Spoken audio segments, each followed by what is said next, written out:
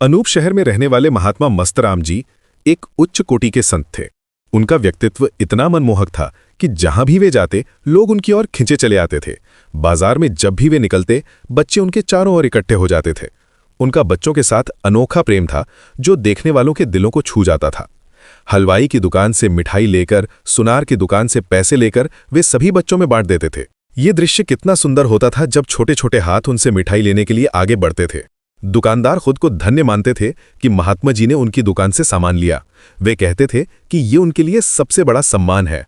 ये दृश्य देखकर लोगों के मन में श्रद्धा भर जाती थी और वे समझ जाते थे कि ये कोई साधारण व्यक्ति नहीं है।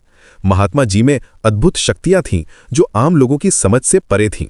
कई बार लोगों ने देखा कि वे एक ही समय में अनूप शहर और कोलकाता दोनों जगह मौजूद थे।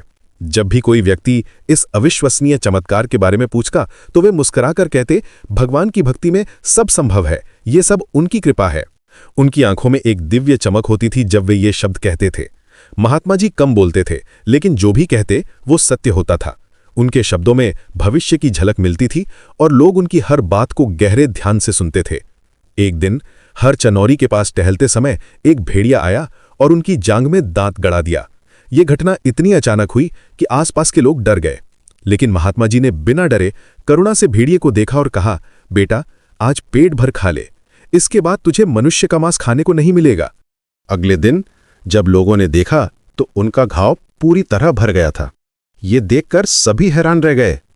महात्मा जी हिंसक जीवों में भी दिव्यता देखते थे। उनकी करुणा और दिव्य दृष्टि का ये अनुपम उदाहरण था। उनके जीवन की हर घटना ये सिखाती थी कि सच्चे संत में असीम करुणा होती है।